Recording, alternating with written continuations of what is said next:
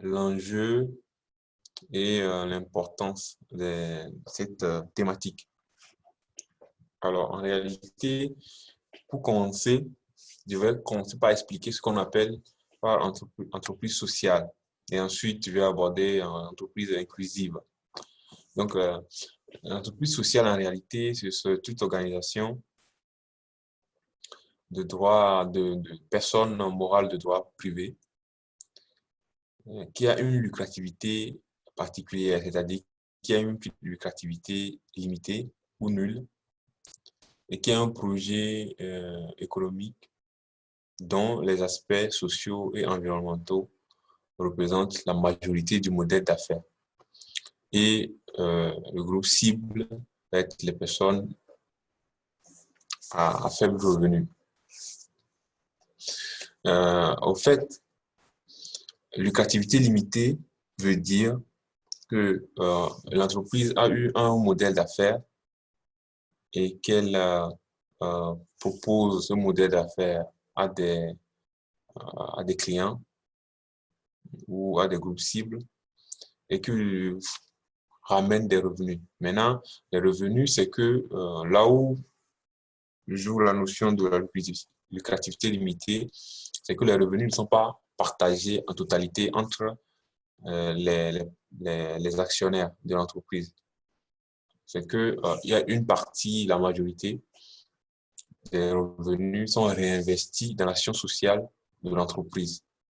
Et le reste, on suppose que ça peut être utile pour le fonctionnement de l'entreprise, pour payer les employés et pour éventuellement rétribuer les actionnaires, mais pas la totalité pas la totalité des revenus qui sont rétribués directement aux actionnaires.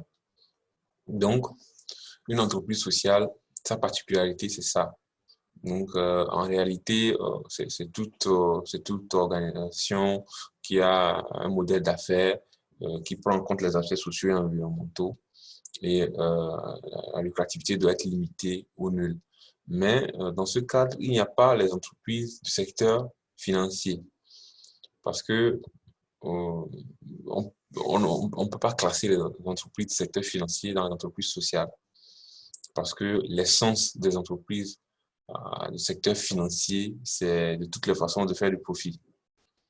Donc, une entreprise voilà, qui est dans le secteur financier, en réalité, même si cette entreprise a une façon particulière de fonctionner, on ne peut pas le mettre au niveau de l'entrepreneuriat social, même si cette entreprise contribue au développement des entreprises sociales.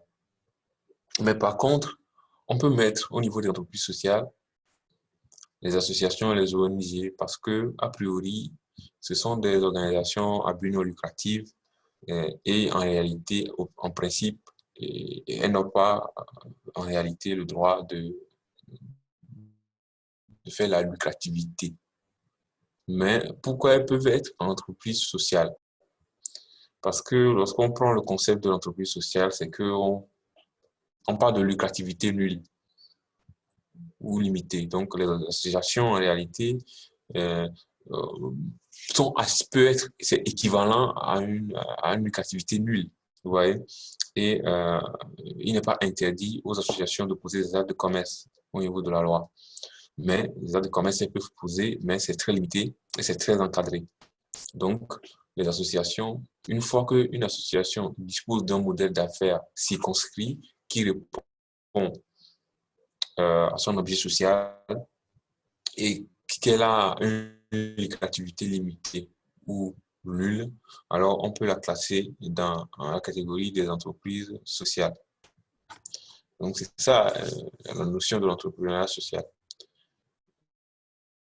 En ce qui concerne l'entreprise inclusive, c'est que en réalité, une entreprise inclusive, c'est toute entreprise classique, mais qui a décidé d'adapter son modèle d'affaires et a décidé de faire l'inclusion des personnes à faible revenu par le biais de ce modèle d'affaires. Mais en réalité, cette inclusion se fait comment? Donc, une entreprise inclusive, c'est toute entreprise du secteur marchand qui inclut, qui propose un modèle d'affaires particulier aussi spécifique et qui contribue à l'inclusion des personnes à faible revenu au niveau de la chaîne des valeurs.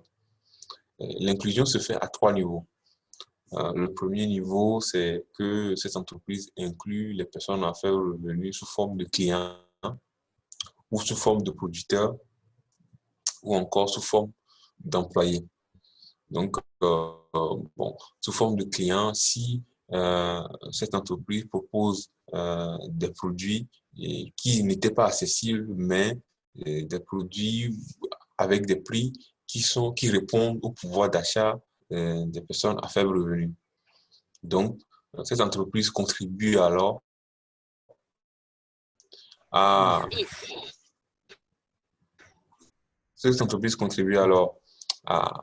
aux personnes à faible revenu d'avoir accès au marché, c'est-à-dire d'avoir accès au marché de consommation par rapport à leur pouvoir d'achat, d'avoir accès à la possibilité d'acquérir aussi des produits. Donc il les inclut, cette entreprise les inclut sous forme de clients, peut les inclure sous forme de producteurs, en encourageant les personnes à faible revenu, les groupements agricoles, les groupements de femmes, ainsi de suite, en créant un réseau avec eux et en faisant l'acquisition des produits du terroir chez ces personnes. Et l'acquisition en respectant les règles les prix du marché. Et ce n'est pas pour payer ou à faible taux. Donc, déjà, ces personnes, lorsqu'on les inclut sous forme de producteurs, on leur permet d'avoir accès, de réduire ce qu'on appelle la pauvreté monétaire. Ça permet à ces personnes d'avoir accès aux capitaux, d'avoir accès aux liquidités, ça permet de tourner l'économie, ça permet d'avoir des perspectives. Donc, c'est de l'inclusion. C'est à la fois, voilà, donc ça fait sous forme de producteur. Sous forme d'employé, une entreprise peut revoir ses exigences en matière de recrutement et peut voir la spécificité de certaines personnes, comment est-ce que ces personnes peuvent être utiles sur le plan pratique et proposer des emplois à ces personnes sans exiger que cette personne a un niveau de savoir lire et écrire, ou bien la personne peut avoir un permis de moto, en tout cas des choses précises. Et ça favorise l'emploi. Ça permet d'inclure des personnes qui n'ont pas éventuellement eu la chance d'avoir un certain niveau d'études. Même s'il y a des personnes qui ont un certain niveau d'études qui n'ont pas trouvé d'emploi, rien n'interdit que ces personnes fassent provisoirement ces emplois d'abord. Donc, euh, donc, une entreprise classique peut aussi, par rapport à son modèle d'affaires, faire de l'inclusion. Et là, ça s'appelle une entreprise inclusive et qui permet d'inclure les personnes à faible revenu dans la chaîne de valeur. Lorsqu'on prend les entreprises sociales, en réalité, ce sont des entreprises. La première différence par rapport aux entreprises classiques, c'est au niveau de la lucrativité et au niveau du projet économique particulier. Aussi, au niveau de l'adaptation de ce qui est offert au groupe cible. Mais la seconde différence par rapport à une entreprise classique, c'est le mode de fonctionnement. C'est que en réalité, au sein d'une entreprise sociale, le mode de gouvernance est particulier et il y a des règles, il y a de la transparence, il y a la possibilité pour les employeurs de connaître le salaire de leur chef, de leur PDG, de leur directeur général. Il y a la possibilité de publication de ces salaires. Il y a la possibilité de savoir quel est le gap entre le salaire le plus haut et le salaire le plus bas. Bon, en réalité, sur le plan conventionnel, c'est que dans une entreprise sociale, le chef ne peut pas gagner plus de 5 fois que celui qui gagne le plus bas salaire.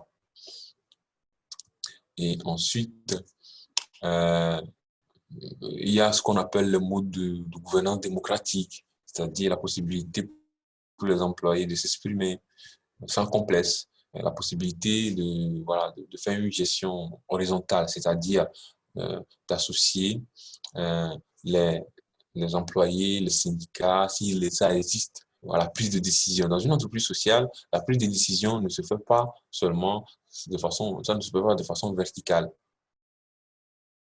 c'est-à-dire ça ne tombe pas du haut. Ça se fait de façon inclusive, de façon concertée, pour que la décision soit bénéfique à tout le monde. Donc, c'est une entrepreneuriat social, une entreprise sociale, en réalité, c'est un fonctionnement interne un peu particulier. Voilà, donc, c'est ça les caractéristiques d'une entreprise sociale. Lorsqu'on prend une entreprise inclusive, en réalité, en ce qui concerne le fonctionnement interne, là, il n'y a pas de très grande exigence. Euh, ce qu'on vérifie, c'est voir le modèle d'affaires de, de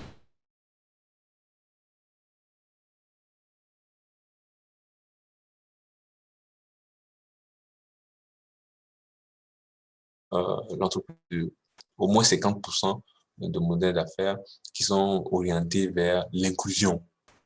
Et voilà. Donc, il y a là, en ce niveau, l'entreprise fonctionne normalement comme une entreprise classique. Si c'est une société anonyme, euh, normalement, voilà, les, les, les dividendes des actionnaires ne sont pas connus. Voilà, ça fonctionne normalement, mais la particularité, c'est qu'il y a au niveau du modèle d'affaires une spécificité, les groupes cibles et la volonté de faire de l'inclusion des personnes à faible revenu. Donc, il faut faire une différence entre une entreprise sociale et une entreprise inclusive. Donc, l'enjeu lié à une entreprise sociale et inclusive aujourd'hui, c'est que aujourd'hui, les entreprises classiques seules ne peuvent plus faire l'affaire et pour faire de l'inclusion. D'où même d'autres se sont adaptés en changeant en adaptant leur modèle d'affaires et en faisant bon gré, mal gré de l'inclusion. Voilà. Parce qu'ils regardent, s'ils revoient le prix, ils voient que ceux qui sont en pauvreté monétaire et qui n'ont pas assez régulièrement, ils n'ont pas un niveau de vie très élevé ou moyen, et que ces personnes pourraient leur permettre d'avoir accès au marché, et c'est que ça fait des affaires pour l'entreprise. Donc, les entreprises se sont adaptées au contexte. Elles sont devenues des entreprises inclusives. Donc, aujourd'hui, les entreprises classiques, c'est-à-dire avoir un modèle d'affaires, faire des affaires, gagner de l'argent, payer les employés et payer les impôts et partager le reste seulement et seulement entre les actionnaires sans prendre en compte les aspects environnementaux et sociaux. Aujourd'hui, on a dépassé cette étape. Aujourd'hui, même s'il y a une entreprise classique qui ne veut pas faire de l'inclusion, c'est que si les activités de cette entreprise vont impacter sur l'environnement, la loi oblige cette entreprise de faire ce qu'on appelle l'étude d'impact environnemental et social. Et cette entreprise, à la fin, va disposer d'un plan de gestion environnementale et sociale et d'un plan de gestion des risques. Bon, ça, c'est un autre débat. Et parce que la mise en œuvre de plans de gestion environnementale et sociale et la mise en œuvre de plans de gestion des risques, ça, c'est notre paire de manches. Je ne vais pas rentrer trop dans ce détail, mais il y a des entreprises, après, ils font l'étude d'impact, peut-être que ça s'arrête là. Et voilà. Il n'y a pas un suivi clair. Ça, c'est autre chose. Mais du moins, ça existe quand même le principe qu'une entreprise dans son activité, si elle va impacter sur l'environnement et le social, elle est obligée de faire aujourd'hui ce qu'on appelle cette étude d'impact et disposer d'un plan de gestion environnementale et sociale. Donc, aujourd'hui, pour faire de l'inclusion, pour créer de l'emploi, pour faire l'emploi des jeunes, l'emploi des femmes, c'est qu'il faut alléger le système et l'entrepreneuriat social ou oui, voilà, contribue à cela. Donc, c'est pour cela aujourd'hui, les grandes entreprises seules ne peuvent plus faire le job et qu'il y a, nous avons des startups qui sont bien, nous avons des petites entreprises, nous avons des jeunes qui sont des entrepreneurs, des femmes entrepreneurs qui ont des PME, qui ont des TPE, qui ont des PE, c'est-à-dire des petites entreprises, très petites entreprises, donc qui sont dans cet environnement, qui contribuent et qui complètent le vide laissé par les, les, les grandes entreprises. Donc l'enjeu, c'est que ces entreprises sociales contribuent à rendre vivant, à maintenir le dynamisme dans le secteur privé et en permettant de créer de l'emploi, en permettant de valoriser les ressources, etc. Ça, c'est le premier enjeu. Le second enjeu, c'est que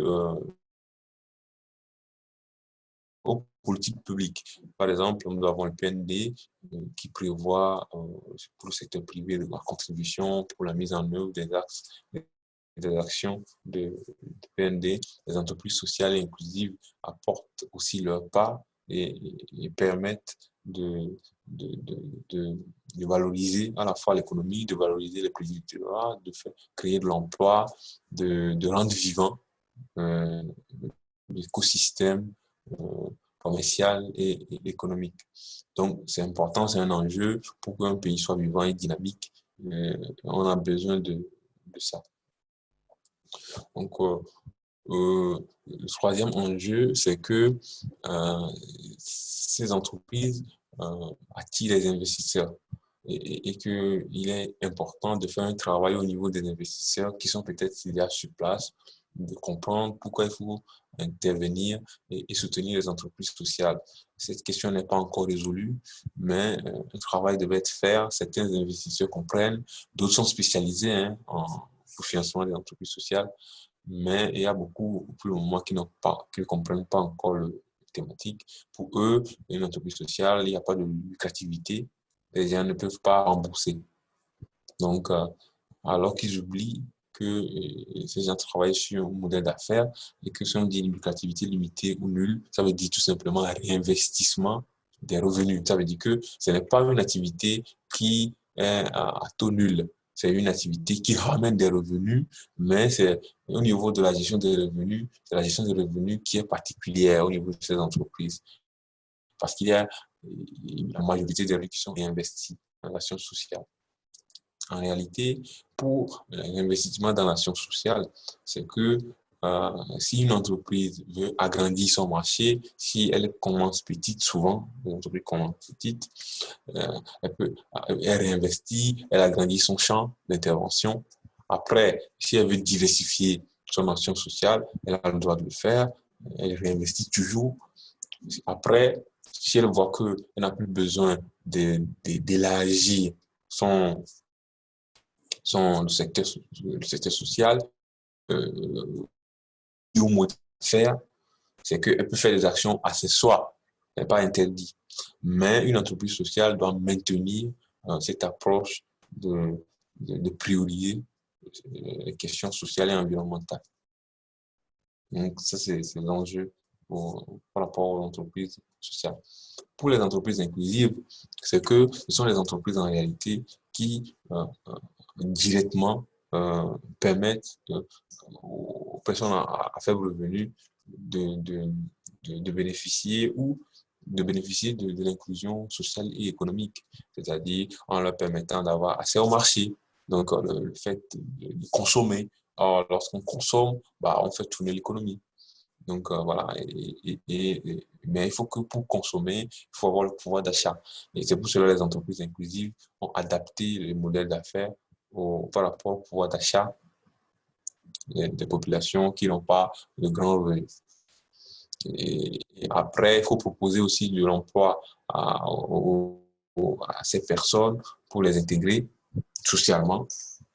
Donc, ces entreprises inclusives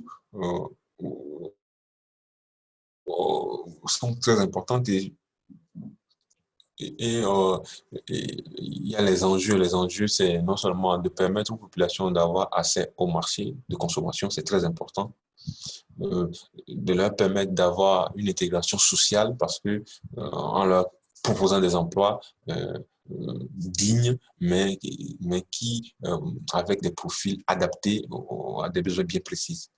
Et ça permet de faire l'inclusion sociale de ces personnes et aussi ça valorise nos secteurs, à savoir les secteurs primaires par exemple, en ce qui concerne la production agricole, l'élevage, les entreprises qui incluent les personnes, par exemple les groupements de paysans, les groupements d'éleveurs, qui leur proposent des prix normaux, qui les encouragent, qu'ils achètent chez eux. Euh, Ça permet à ces personnes socialement d'être bien, de vivre dignement. Donc, ces entreprises aujourd'hui jouent un rôle capital et complètent euh, le, ce que les entreprises classiques font. Voilà, donc en réalité, il ne faut pas mélanger les entreprises classiques et les entreprises sociales et, et inclusives. C'est ça l'enjeu. Bon, euh, l'importance aujourd'hui, c'est parce que avec le temps, l'entrepreneuriat social a pris beaucoup d'essor et beaucoup de pays travaillent sur cette question parce que ça permet de lutter contre le sous-emploi, ça permet de lutter contre euh, le chômage, ça permet de lutter contre la pauvreté et ça permet de favoriser l'inclusion des personnes à faible revenu. Donc, en réalité, au final, ça permet aux gouvernants de mettre en œuvre leur politique publique s'ils en ont en matière de bien-être des populations. Au final, sur le plan international, ça contribue à relever ce qu'on appelle le taux d'indice de développement humain pour chaque pays. Parce que vous prenez par exemple chaque année le rapport du PNUD, vous allez voir que on classe le Togo, on classe le Bénin, on classe la France, on classe voilà, tout ce que vous voulez par rapport à l'indice de développement humain des populations. Voilà. L'indice de développement humain se base sur le cadre de vie, se base sur les questions sociales, sur les questions environnementales, sur l'accès au marché, sur l'accès au logement, sur, voilà, et sur ces éléments qui sont à la fois sociaux et environnementaux pour pouvoir classer les pays en nombre Je d'indices connais. de développement humain, en nombre d'indices de développement humain. Et Je donc, vais charger. et donc, Disponible. Et donc, c'est très important l'évolution d'un pays au niveau de l'indice de développement humain, le taux de pauvreté, l'environnement du pays, et ça peut, c'est utile pour les investisseurs, c'est utile pour rendre plus dynamique le secteur de l'économie. Donc, en réalité, la fois passée, nous avons fait dans le cadre de nos travaux d'expertise une mission au Togo. On a travaillé sur 16 pays, on a fait un diagnostic sur l'écosystème de l'entrepreneuriat social inclusif et on avait travaillé sur 16 pays et à la fin, on avait sélectionné 10 pays, dont le Togo. Donc, dans le cadre de cette mission, nous avons, après le diagnostic, nous avons mis en place un plan d'action. On a partagé avec le Togo. C'est un plan d'action qui est libre, non, c'est pas un plan d'action exclusivement pour l'AFD. C'est que voilà, les États sont libres de mettre en œuvre des activités qui les intéressent en attendant que l'AFD voit éventuellement prendre le train en marche. Et c'est ce que moi je conseillais à mes États, en tout cas aux pays que je supervise. Donc, nous avons fait un plan d'action et le plan d'action, nous avons pris en compte des éléments. Et par exemple, nous avons pris en compte des questions numériques. Aujourd'hui, nous avons les startups, nous avons l'importance du numérique. Le Togo dispose d'une stratégie numérique aussi. Et le numérique aujourd'hui occupe une place importante en matière vous savez, comme canal de véhiculation, pour véhiculer les services voilà, pour véhiculer les services. Et c'est très important. Aujourd'hui, pour qu'on a des problèmes de coronavirus, ou des fois, il faut isoler une région par rapport à une autre, on ne peut pas se déplacer. Et si on pourra se communiquer, on peut faire des services, on pourra délocaliser. Euh, le, les questions numériques, le digital est très important aujourd'hui. Il participe à une proportion non négligeable en matière de dynamisme et de développement de l'économie. Donc, nous avons prévu beaucoup d'activités qui sont liées au digital. Nous avons prévu par exemple, mettre en place de, de, des baromètres sociaux l'entreprise business. Nous avons prévu mettre en place une communauté en ligne. Nous avons prévu faire des animations en ligne et en tout cas créer une communauté entre les entreprises sociales et inclusives pour que ça ne soit pas question de cloisonnement. Aussi, nous avons prévu comment est-ce que voilà, on va garder la symbiose entre les entreprises inclusives, les entreprises sociales et les entreprises classiques. Parce que nous allons prévoir que lorsqu'on va faire, par exemple, la loi sur qui va régir certaines entreprises sociales et inclusives, c'est qu'on va permettre des canaux de liaison entre toutes ces entreprises. Parce que des fois, on peut permettre à une entreprise classique qui a un marché de travailler avec les entreprises sociales sur des sujets bien précis et au retour, on peut éventuellement faire des allègements aux entreprises classiques. Donc, c'est important de maintenir la symbiose entre ces entreprises et de faire tourner de façon cohérente l'économie.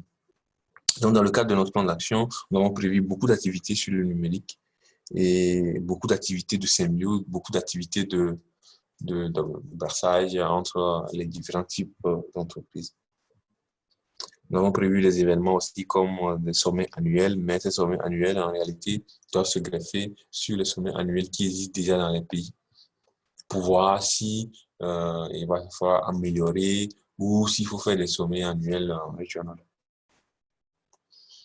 Nous avons prévu à faire aussi une charte ou un livre blanc dans lequel nous allons prévoir les modes de gouvernance d'une entreprise sociale surtout. Et voilà, les règles sur les restrictions et les avantages et les notions d'éthique pour une entreprise sociale.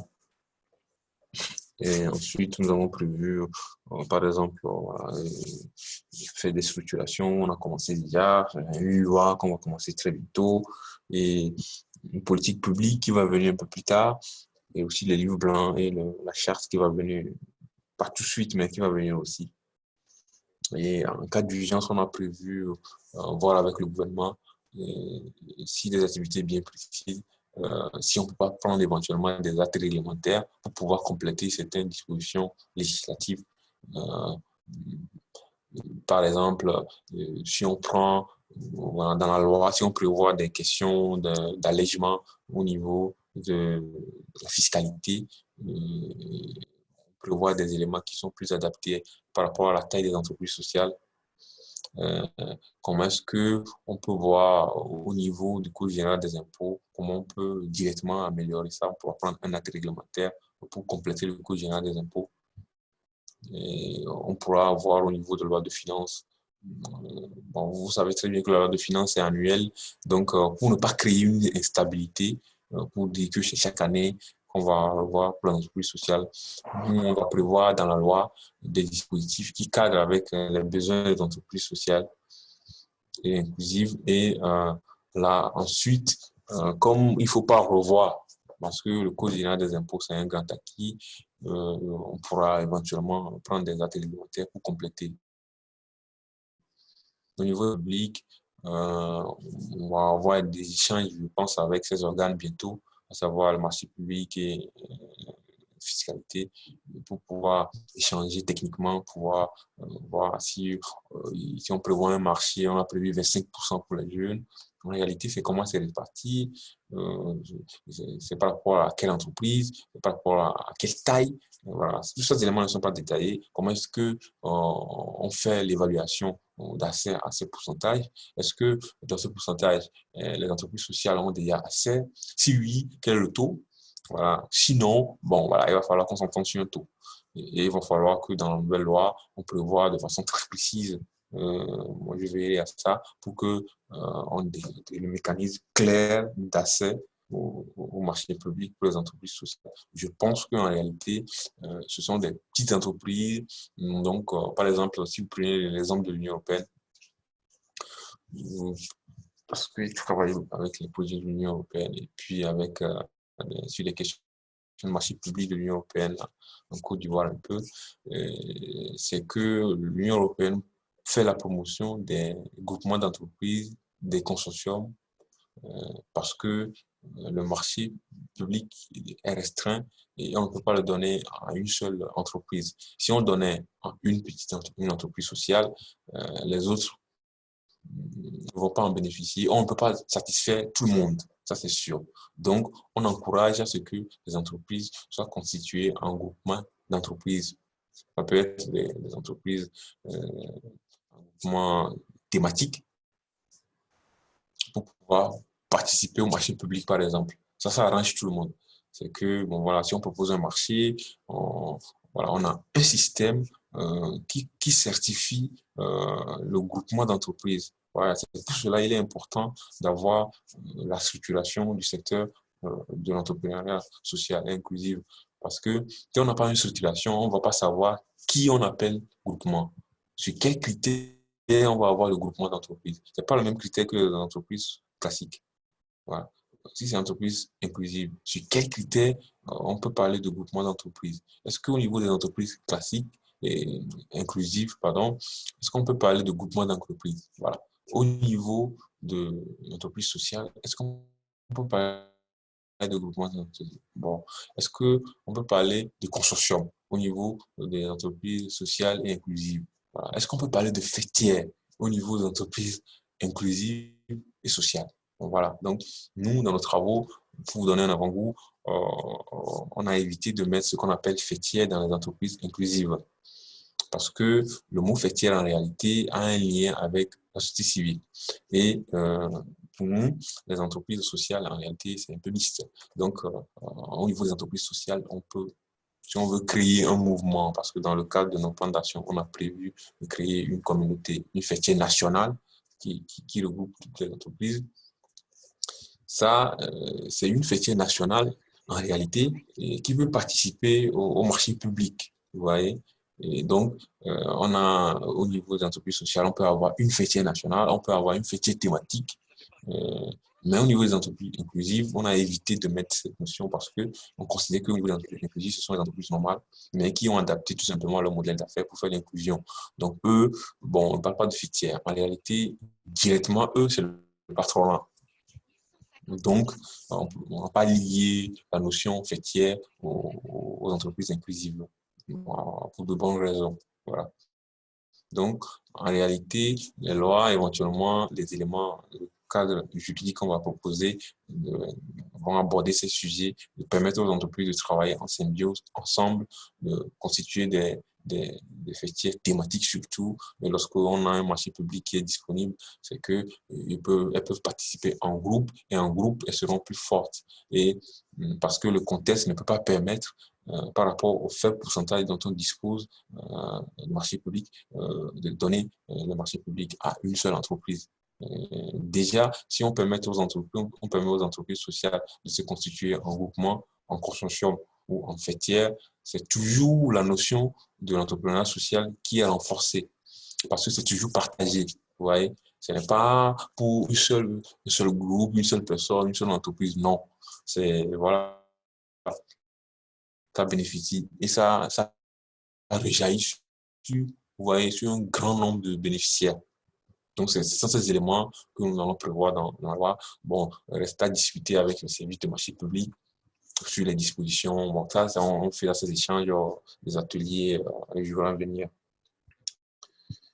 On a prévu aussi dans le cadre de notre plan d'action des campagnes de sensibilisation pour bien sensibiliser, par exemple, les financeurs, les acteurs sur la notion d'entrepreneuriat social, sur l'utilité et sur l'utilité. Et aussi, voir si avec le gouvernement, on ne pourrait pas mettre en place des éléments, des outils de garantie pour permettre aux investisseurs de s'intéresser plus du secteur.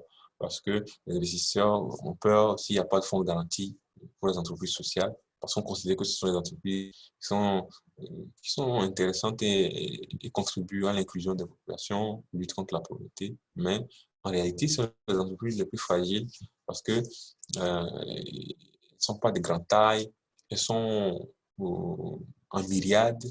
Et il faut promouvoir plutôt le groupement sur des thématiques.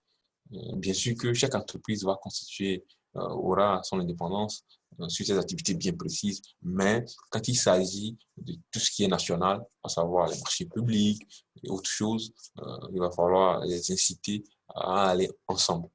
Et ça fait c'est dans l'intérêt de tout le monde d'aller ensemble. Donc, on a prévu des actions de sensibilisation des financeurs et des gouvernants pour qu'on ait éventuellement, par exemple, le gouvernement pourrait mettre en place un fonds de garantie qui n'est pas très grand, qui permettra aux investisseurs d'investir. Parce que, par exemple, si on a une bonne structuration des entreprises sociales, si les entreprises sociales se sont inscrites sur la base des critères, si on met en place dans le cadre de nos cartographies qu'on fera bientôt, cartographies complémentaires, des structures, ou bien une structure qui fait l'inspection de ces entreprises et qui confirme que ce sont les entreprises sociales inclusives. Et cette structure d'inspection pourrait être composée, évidemment, je pense, par exemple, des CRS, par exemple, d'une personne de marché public, d'une personne des impôts, voilà, et qu'on confirme. Vous voyez, donc avant que, par exemple, si c'est le FAES qui a le fonds de garantie, avant qu'on accepte garantir une entreprise qui pourrait avoir bénéfice, qui pourrait bénéficier d'un financement d'un investisseur, on pourra dire on te garantit 10% de ce que tu vas recevoir comme investissement. On va voir son modèle d'affaires, on va voir tout ça et on va lui dire bon voilà, sur là, tu commences par rembourser tel et l'investisseur sait qu'il y a un fonds de garantie quand même qui couvre 10 ou 15% des risques. Et il sait que solution d'entrepreneuriat social, ce n'est pas une entreprise en tant qu'individu comme ça seulement, et que s'il y a problème, qu'elle ne pourrait pas rentrer, il n'y a pas des mesures de garantie. C'est très important. Donc, il est important de voir avec les gouvernants, de mettre en place un fonds de garantie. On n'a pas besoin de commencer avec 100 milliards. On peut commencer avec, voilà, avec moins d'1 milliard, avec quelque chose qui garantit les entreprises sociales les plus affirmées et qui permet aux investisseurs d'avoir confiance et d'investir. En tout cas, ce sont des mécanismes qu'on prévoit dans la loi.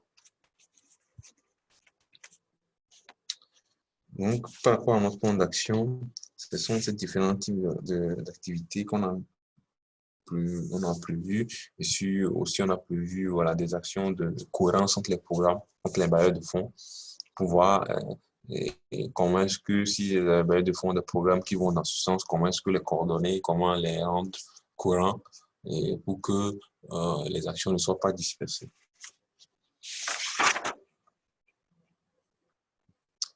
Donc, on a prévu aussi des actions à l'endroit des incubateurs, à l'endroit aussi des entreprises qui sont dans l'informel pour leur expliquer l'intérêt de sortir de l'informel. Je sais qu'il y a la DOSI qui fait un travail dessus. Mais en réalité, lorsque moi je travaille sur le Code général des impôts, Lorsqu'on prend le code général des impôts, bon, voilà, on a l'impression que ça s'applique seulement aux entreprises qui, qui sont formelles, quoi.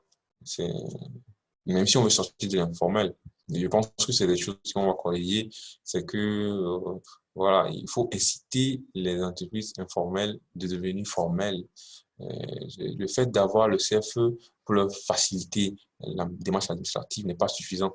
C'est de leur dire sur le plan fiscal, sur le plan marché public, sur le plan investissement, en réalité, lorsque vous devenez formel, quels sont les intérêts pour l'État et pour l'État, l'État va faire les routes, l'État va construire les écoles, l'État va payer les fonctionnaires, l'État va financer les entreprises, l'État aura un fonds de garantie, l'État va financer nos forces armées, l'État va, en tout cas, toutes les actions qui sont importantes et utiles pour la République, les impôts y contribuent. Donc ça, c'est les impôts, en réalité, c'est un devoir citoyen. Mais il faut savoir comment l'expliquer. Parce que lorsque le citoyen a l'impression qu'il paye les impôts et qu'il n'a pas de retour, en ce moment, il est réticent et il va dans l'informel. Et c'est ça les conséquences. Même si aujourd'hui, vous voyez que les impôts ont servi à beaucoup de choses dans le pays, je pense que peut-être que c'est la méthode d'expliquer aux entreprises pour les inciter de sortir de l'informel. Et nous, on a prévu dans notre programme aussi cette activité, c'est une activité de proximité, bien sûr en collaboration avec les organes qui travaillent déjà hein, sur ça, mais pour pouvoir permettre de travailler sur ça, comment pour proposer un truc concret pour leur permettre lorsque vous sortez de l'informel, quels sont les intérêts que vous pouvez avoir et quels sont les intérêts pour chacun. Et les intérêts sont, voilà quoi. Donc, en réalité, rester dans l'informel, c'est plus risqué que d'être formel. Ouais. Donc, c'est lorsqu'on prévoit, on propose, on fait un travail de proximité avec des explications, avec des dispositifs aussi déjà concrets. Et si on, voilà, et ça, à mon avis, on pourra avancer sur les questions informelles. Donc, on a prévu des activités pour sortir de l'informel, des activités auprès des entreprises. Et sur ça, c'est pas que les entreprises sociales et inclusives. Voilà, nous, on a prévu dans notre programme travailler globalement sur la question euh, pour sortir de l'informel en collaboration avec les gouvernants des pays qui sont sélectionnés dans le cadre de notre projet. On travaille avec les incubateurs aussi, qui font un travail important et qui accompagnent les entreprises sociales et inclusives.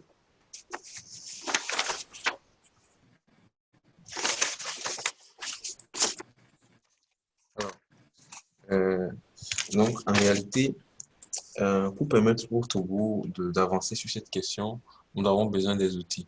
Et ces outils, voilà, c'est de mettre la clarté dans ce secteur, c'est de réglementer ce secteur, et c'est de rendre attrayant ce secteur. Et voilà, et c'est pour le mettre en avant sur le plan national, sur le plan régional. Et pour répondre aux vœux du Premier ministre qui avait exprimé sa volonté pour que le Togo devienne le hub de l'entrepreneuriat social dans la sous-région ouest africaine. Donc, il nous faut des outils pour que on puisse être ici au même niveau que certains États déjà dans la sous-région qui ont commencé, qui n'ont pas encore tous les outils, mais qui ont commencé à avoir des outils. Donc, je pense que si on va un peu vite, on peut avancer. Mais il faut croire aussi que pour pouvoir aller un peu plus vite, pas trop vite, mais un peu plus normalement et avancer, je, je pense que euh, à la fois, on pourra faire de lobbying ou faire des demandes auprès des bailleurs de fonds. Mais il faut savoir que ce n'est pas seulement sur la base de subventions qu'on peut tout faire. Donc, il faut savoir le, que le, que le pays doit prendre en charge une partie, négocier avec les bailleurs de fonds pour avoir une partie et aussi voir avec les investisseurs. Comme ça va plus vite. Et lorsqu'on concentre toutes les forces sur la subvention, ça prend un peu plus de temps. Et des fois, les événements dépassent d'abord. Parce qu'il faut savoir que tous les bailleurs ont leur procédure. et qui justifient leurs dépenses et ils ont des procédures propres. Donc, mais souvent, si l'État propose une partie et que les bailleurs ils sont plus insistés et ils ne peuvent pas imposer toutes leurs procédures. Et en réalité, l'État a ce dont il a besoin en réalité, qui est adapté à ses besoins, à son timing. Avec mon expérience, c'est ce que moi je peux dire sur cette question. Donc, voilà, en général, ce que je peux dire sur l'entreprise sociale et inclusive, et aussi par rapport à l'actualité, peut-être que ce serait des discussions qu'on fera avec les gouvernants après lorsqu'on va mettre en œuvre les actions, c'est de voir au niveau de nos lois de finances, de les adapter un peu plus, de mettre en place des dispositifs pour protéger les entreprises. Et s'il y a difficulté, d'accompagner les entreprises qui ont fait leur preuve et qui sont les plus sérieuses. Et là, ça permet quand même de ne pas mettre seulement sur le dos de l'État un seul fardeau du garant de l'économie, oui, mais l'État, en réalité, n'est pas chargé de faire tourner en premier lieu l'économie. L'économie, en réalité, se fait tourner par les acteurs privés, le secteur privé, surtout. Donc, il faut donner les moyens au secteur privé de faire tourner l'économie en mettant à leur disposition des outils utiles et éventuellement des outils de soutien en cas de nécessité, en cas de force majeure. Je vous remercie.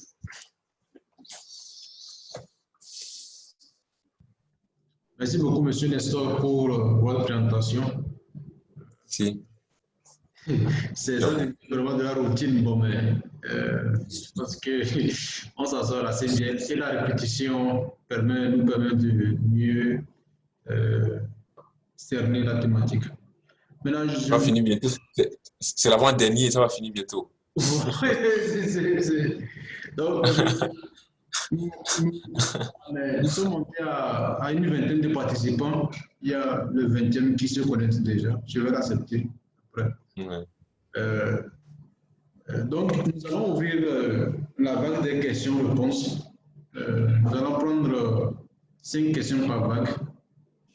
Et Monsieur Nestor va répondre. Donc, je vous écoute. Pour prendre la parole, n'oubliez pas d'activer votre micro et la caméra si vous le souhaitez. Ensuite, vous vous présentez votre nom, prénom et votre institution de provenance. Je vous remercie. Donc, j'entends les questions, je les note, et puis M. Nessor répond.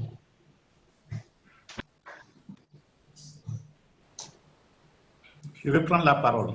Ok, allez-y, M. Dessa. Oui. Je vous remercie. J'ai pris le train en marche parce que j'ai eu les mêmes soucis que hier. Je n'ai pas pu me connecter à temps parce que ma connexion Internet déconne. Actuellement, je ne sais pas si je suis...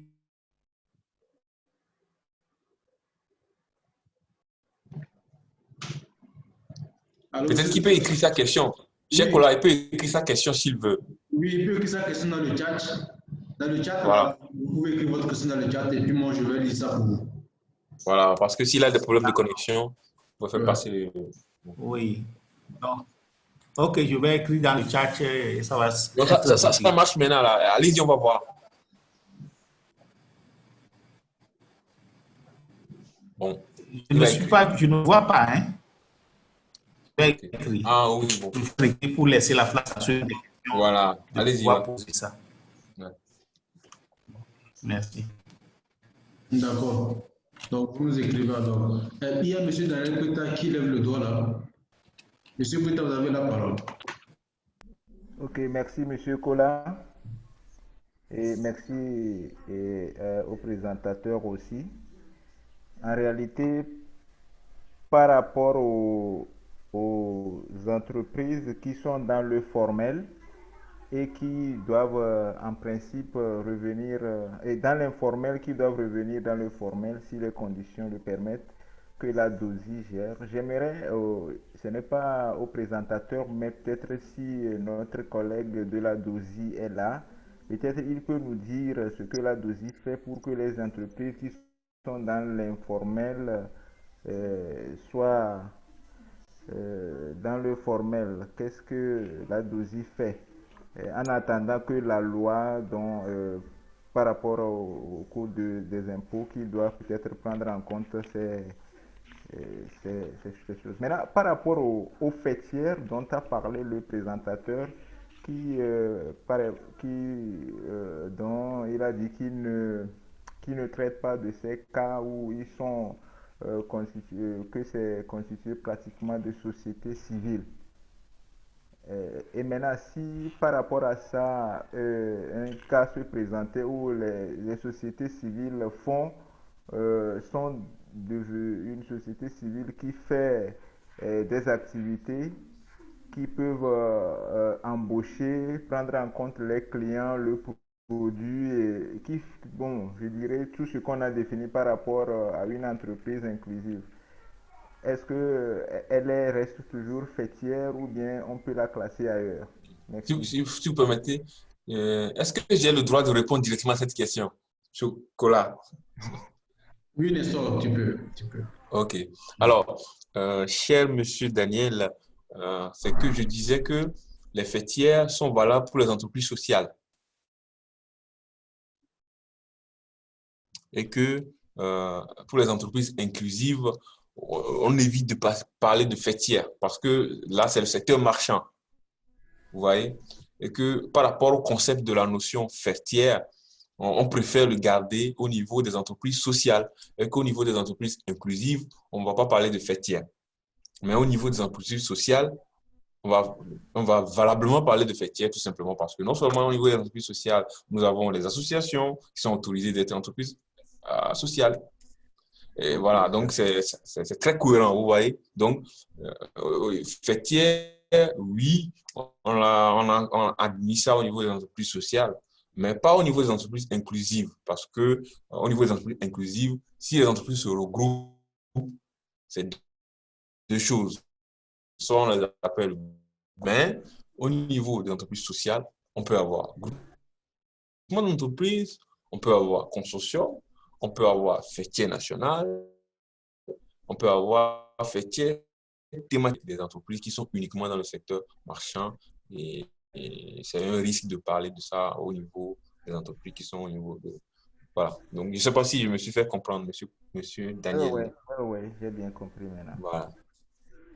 Maintenant, par rapport à ma deuxième question, qui concerne au fait les entreprises individuelles peut-être qui sont dans l'informel qui doivent revenir au formel géré par la DOSI. C'est pourquoi je demandais si notre ami qui est de la DOSI était là. Peut-être il va nous dire ce qu'on fait pour que ces entreprises, quels sont les avantages.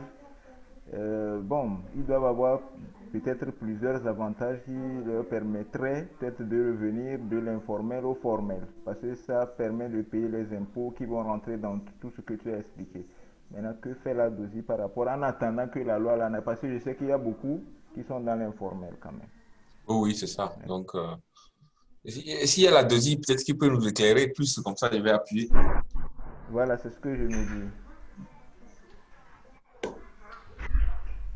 Et qu'on a un ami de deuxième ou pas? Ah ben, on le cherche là.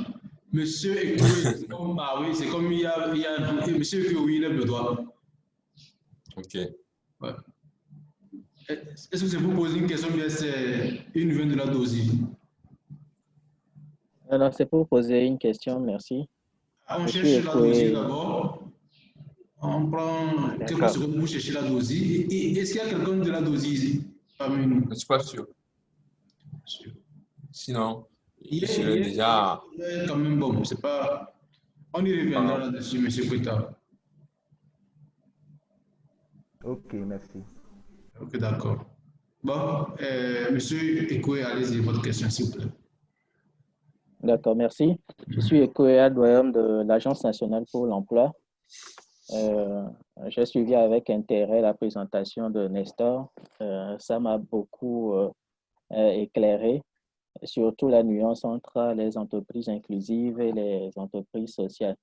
Bon, il a parlé d'un plan d'action qui est ressorti du diagnostic qu'ils ont effectué sur les 16 entreprises qui a permis de retenir le Togo parmi les 10. Est-ce qu'il est possible qu'on puisse avoir accès à ce plan d'action à travers un site ou bien après vous pouvez nous le mettre à disposition? Ensuite, j'aimerais savoir en termes d'accompagnement des entreprises sociales, quels sont les outils qui existent et souvent sur à quelle étape de, de vie de l'entreprise ces outils-là, cet accompagnement-là intervient généralement. Et ma dernière question, c'est par rapport aux prochaines étapes. C'est vrai, ici, nous sommes en train de suivre à peu près la séance d'information par rapport à ce qui sera fait, mais quelles sont les prochaines étapes? Merci. Merci beaucoup, monsieur Koué. On profite, ou bien Nestor, tu veux rebondir rapidement là-dessus? Bon, s'il y a beaucoup de personnes qui lèvent la main, on prend les questions et je réponds comme d'habitude. Ok, d'accord. Donc, madame, si vous avez la parole, s'il vous plaît, madame. Merci, bonsoir à tous. Merci à Nestor. J'avais mis mes questions dans le chat box, donc je pensais qu'on allait les lire là-bas et répondre. C'est juste pour attirer notre attention. Ou bien je les repose quand même. Oui, madame, ici, c'est quelle institution, s'il vous plaît, madame? Ah, sorry. C'est ici le le plan international Togo. Plan Togo. D'accord, merci. Vous lisez la question ou bien je la pose encore? Posez la question. Je l'ai dans le chat box. Non, posez la question directement. D'accord, merci. Ma question, c'est que j'aimerais que Nestor explique davantage ce qu'il appelle le modèle d'affaires. Et puis la deuxième question, c'est je veux voir la différence entre l'entreprise sociale et l'entreprise inclusive. Merci. Est-ce qu'il y a possibilité qu'on ait une entreprise sociale et inclusive à la fois? Merci. D'accord, merci beaucoup, madame. Donc, avant de donner la parole à M. Nestor, je voulais rappeler que cette séance, c'est une séance d'échange destinée aux institutions. Donc, ce n'est pas encore une séance ouverte aux jeunes ou bien des formations à destination des femmes ou aux autres différentes cibles de notre futur programme. Mais c'est pour permettre aux différentes institutions de s'approprier de la thématique. Donc, c'est cette phase-là que nous sommes en train de faire. Les prochains jours, nous allons faire des formations à destination des jeunes et des femmes et également dans les communautés à l'intérieur du pays. En effet, tu as la parole. Je t'ai fait une petite précision. Okay. Pour la première question, est-ce que vous avez noté la première, avant, en ce qui concerne les différentes étapes de vie des entreprises? Elle a posé deux questions en même temps. Est-ce que c'est noté? Cher Kola, est-ce que tu as ça? Tu as la question? Oui, je ne veux pas. Ou bien si elle veut, elle peut reprendre la parole et me rappeler ça. Par rapport au plan d'affaires, non? C'était Madame Essie, c'est ça? Je voulais savoir qu'est-ce qu'on met dans le plan d'affaires d'entreprise sociale. Non, c'est quoi le modèle d'affaires? Il a utilisé l'expression modèle d'affaires, c'est ce que je veux comprendre. Et ma deuxième question, c'est la différence entre entreprise sociale et entreprise inclusive. Et puis, est-ce qu'il y a possibilité qu'une entreprise sociale soit aussi inclusive, c'est-à-dire entreprise sociale inclusive? Merci. OK. Non, le modèle d'affaires, c'est tout simplement ce que l'entreprise met sur le marché. C'est ça le modèle d'affaires. C'est ce que l'entreprise propose. Si je veux ouvrir une entreprise, ça doit être dans un secteur et je dois proposer un service ou quelque chose pour répondre à un besoin. C'est ça le modèle d'affaires. Et dans tout plan d'affaires, il faut le modèle d'affaires. Ensuite, il faut que l'affaire soit rentable avec tous les critères que vous avez. Mais le modèle d'affaires, c'est ce que je propose. Bah, si vous voulez, si vous parlez en termes classiques, c'est ce que je propose aux clients. Après, il y a les détails, que ce soit rentable, que ce soit innovant, voilà, que ce soit légal, que ce soit par ordre du commerce, voilà. Il y a tous les panoplies qui viennent après. Mais le modèle d'affaires, c'est ce que je propose. Et en réalité, c'est qu'aujourd'hui, bon, les entreprises sociales proposent des services innovants. C'est ça qui fait la particularité. Ils ne sont pas dans la routine, bon, voilà. Donc, c'est ça l'explication sur le modèle d'affaires. Bon, de façon très pratique. En ce qui concerne, j'ai cru entendre quelles sont les différentes étapes d'une entreprise sociale. J'ai cru entendre ça et je vais répondre. En réalité, une entreprise sociale, en réalité, il y a différents types d'étapes de croissance. Il y a ce qu'on appelle pour le début l'amorçage, ça devient après un start-up, après on vient à une étape de lancement de l'affaire, ensuite on a l'étape d'accroissement et puis ensuite la cinquième étape c'est la maturité. Donc ça c'est les différents types d'étapes, les différents niveaux d'étapes qu'une entreprise, c'est les différents échelons d'une entreprise sociale. Donc, ça commence petit, après ça vient jusqu'au niveau de la maturité. Bon, ça, en réalité, ça rentre dans la croissance normale d'une entreprise. Alors, entre entreprise sociale et inclusive. La différence, en réalité, se fait au niveau de la lucrativité a priori. Donc, au fait, en principe, une entreprise sociale a une lucrativité nulle ou limitée. Qu'est-ce que ça veut dire? Ça veut dire que les revenus ne sont pas totalement partagés au niveau des employés, des chefs et des actionnaires. Donc, c'est ce qui caractérise une entreprise sociale, lucrativité limitée ou nulle. Et c'est réinvesti dans l'action sociale ou environnementale pour agrandir soit le marché, pour diversifier soit les activités, pour améliorer soit le service, pour que ça améliore de plus en plus l'accès au service des personnes, des groupes cibles, ou bien pour d'autres actions accessoires, mais qui font dans le domaine social et environnemental. Alors que si on prend une entreprise inclusive, elle n'est pas tenue à ça. Elle n'a pas une lucrativité limitée ou nulle, une entreprise inclusive. Elle propose au final des possibilités d'inclusion. Donc, elle inclut des populations faibles, une somme de clients en leur proposant, par exemple, des produits qui répondent à leur pouvoir d'achat. Si quelque chose coûte 10 000 francs, ils font la même chose, mais ils peuvent le faire. Si quelque chose coûte 10 000 francs, ils peuvent le diviser si vous voulez, en 10. Et pour tout simplement permettre aux personnes à faible revenu d'avoir accès au même marché, vous voyez, au même produit. Et ils vont solutionner ça et permettre aux autres personnes d'avoir le même service, au lieu de proposer ce service seulement à ceux qui sont plus dans la classe moyenne ou aisée. Donc, si c'est seulement à 10 000, bah, ça sera compliqué pour les autres d'en avoir. Donc, eux, ils adaptent au final. Ils n'ont pas une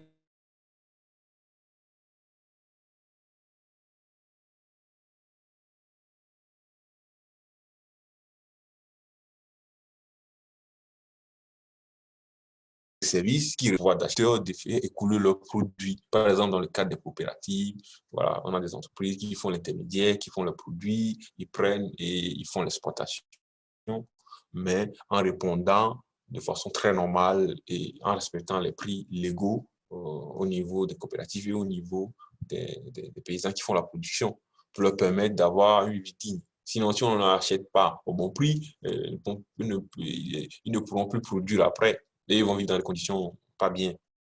Donc, troisième élément, c'est que bon, une entreprise inclusive crée de l'emploi, mais de l'emploi d'inclusion, c'est-à-dire que toutes les entreprises qui créent des emplois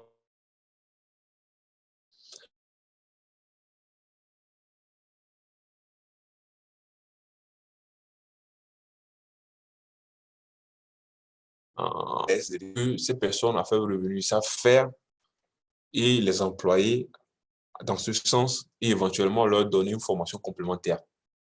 Vous voyez, donc, fait de l'inclusion, les forme sur la pratique et les inclut. Donc, c'est ça la différence entre une entreprise sociale, du coup, et une entreprise inclusive. Est-ce que les entreprises sociales et inclusives font tous de l'inclusion? Je pense que c'est la question. Oui, d'une manière ou d'une autre. D'une manière ou autre, mais c'est le niveau d'inclusion qui sont différents. Par exemple, lorsque je prends une entreprise sociale, en réalité,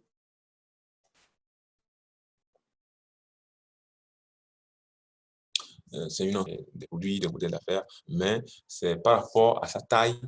Les entreprises sociales, en réalité, n'ont pas, par rapport à nos statistiques, ce n'est pas de grande taille. Et lorsqu'on prend les entreprises inclusives, ce sont souvent des grandes entreprises. Donc, c'est le niveau d'inclusion qui est saucisson. Voilà, c'est circonscrit. Une entreprise sociale fait des inclusions, mais c'est circonscrit par rapport à une entreprise inclusive qui est considérée comme, a priori, comme une grande entreprise ou moyenne, mais voilà, qui est un peu lourd. Et les niveaux d'inclusion ne sont pas les mêmes. Donc, au niveau de la différence, la finalité, c'est le niveau d'inclusion qui ne sont pas les mêmes. Mais au final, ils font tous de l'inclusion. L'autre différence, c'est qu'une entreprise sociale est beaucoup qu'une entreprise inclusive qui se soucie aussi un peu de ça, mais c'est pas. Voilà. Autre différence, c'est la gestion interne d'une entreprise sociale. C'est plus contraignant. C'est beaucoup de règles qu'il faut respecter. Alors qu'au niveau d'une entreprise inclusive, il y a pas la totalité des règles de gestion interne prévues au niveau des entreprises sociales. Ce n'est pas la même chose au niveau des entreprises inclusives, tout simplement parce que les entreprises inclusives sont la plupart du temps des entreprises du secteur marchand. Voilà. C'est comme ça, c'est ça mes réponses. Je ne sais pas si j'ai été clair. Madame Essie. Oui, c'est bon, merci. OK. Merci beaucoup, Nestor. Nous avons M. Kiléou qui a levé le doigt. M. Kiléou, vous avez la parole pour poser votre question.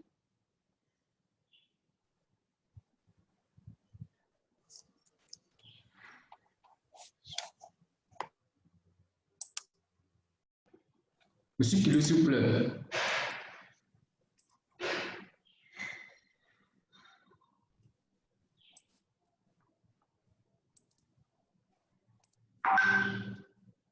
Ah, il ne nous entend pas, M. Kiléou. Tu peux écrire.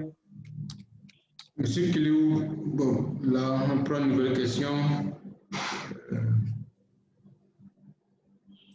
Vous avez des questions, n'hésitez pas à les poser.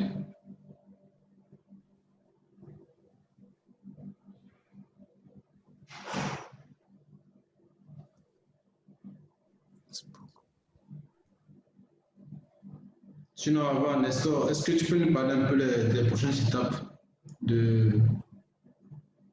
les prochaines étapes, Oui. surtout par rapport à la mise en œuvre du plan d'action pays? Ah, oui, le 3 septembre, nous avons euh, euh, une, une réunion en ligne avec les directeurs des AFD des pays sélectionnés. Donc, la réunion va porter, il y aura le directeur AFD Paris et puis il y aura le directeur AFD.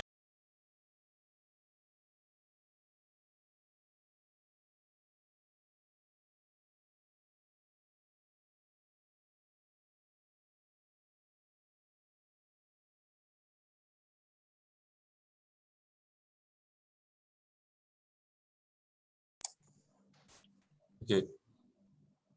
Alors, vous me recevez ou pas? Oui, c'est bon, il y avait coupé ton micro par erreur. Il voulait couper pour musique. C'est bon, allez, toutes mes excuses. Ok. Pas de problème. Je disais que il y a le 3 septembre prochain, on a une réunion avec les directeurs locaux des AFD des pays qui sont sélectionnés, aussi les directeurs AFD Paris, pour pouvoir voilà, échanger sur comment est-ce qu'on va mettre en œuvre la phase 2.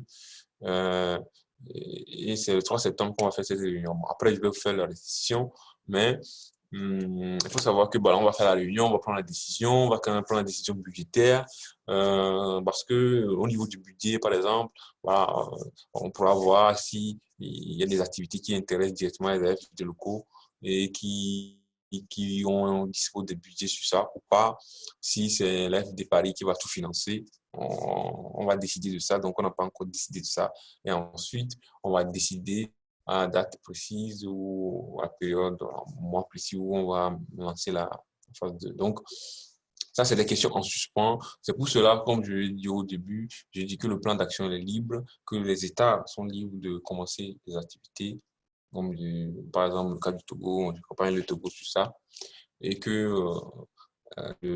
l'AFD va prendre le train en marche parce qu'il y a la procédure administrative, la procédure budgétaire, ça prend du temps, c'est des organisations un peu lourdes, pas si fluides. Donc, c'est des procédures qui vont prendre plus ou moins du temps et il n'est pas interdit qu'un État anticipe. Même dans le cadre de notre plan d'action, hein, il n'est pas interdit qu'on trouve un cofinanceur plus l'État lui-même pour commencer des activités et que vous pouvez être suppléé après par l'AFD. Je pense que c'est la meilleure option, pas autre chose.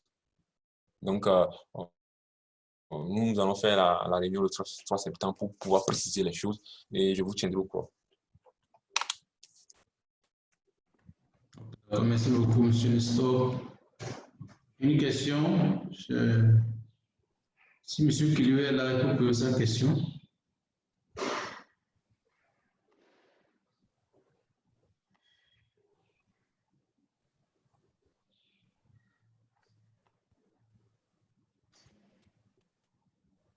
Et il y avait quelqu'un qui voulait écrire sa question dans le box. Oui, ça ne compte pas, Madame Messi. Madame Messi a encore levé le doigt. Vous pouvez poser la question, Madame. Oui, si vous permettez. Oui, allez-y, Madame. Excusez-moi, j'étais là hier, mais aujourd'hui encore, je suis toujours en retard, donc je n'ai pas suivi les toutes premières minutes pour comprendre le cadre global dans lequel se situent ces rencontres. Sûrement, vous l'avez dit dans les introductions, mais je n'étais pas là. Ça veut dire, ce que je veux comprendre, tout ce que j'ai pu suivre jusqu'à présent, les explications sur l'entrepreneuriat social et l'entrepreneuriat inclusif. Maintenant, bon, on parle aussi de plan d'action du pays, des bailleurs, et ainsi de suite. Si vous pouvez me recadrer un peu, remettre un peu dans son cadre la séance, ça me permettra de voir. Est-ce que les entreprises aujourd'hui peuvent déjà commencer quelque chose? Est-ce que la société civile, les ONG peuvent déjà commencer quelque chose avant? C'est ça, quoi. Merci. J'espère que ma question a été claire. Vous avez compris ma question? Oui, j'ai compris. Cheikh, tu veux répondre sur la nature de l'activité et puis je peux répondre après? Ok, d'accord, il n'y a pas de problème. Effectivement, comme je l'ai dit en début de réunion, nous avons entamé depuis l'année passée une série d'actions pour la promotion de l'entrepreneuriat social inclusif au Togo, surtout avec l'engagement politique du Premier ministre qui s'est engagé à faire du Togo le hub de l'entrepreneuriat social inclusif en Afrique de l'Ouest. Donc, il y a une série d'actions qui a été mise en place et dont les activités réalisées avec l'appui de l'AFD, la cartographie des acteurs de l'entrepreneuriat social l'année passée, l'élaboration d'un plan d'action pays sur 3 ans, toujours avec l'appui de l'AFD, les actions de promotion de l'entrepreneuriat social et la RSE avec l'ambassade des USA et le groupe EcoBank et par rapport à la conférence internationale sur l'entreprise sociale qui s'organise chaque année au cours du mois de juin.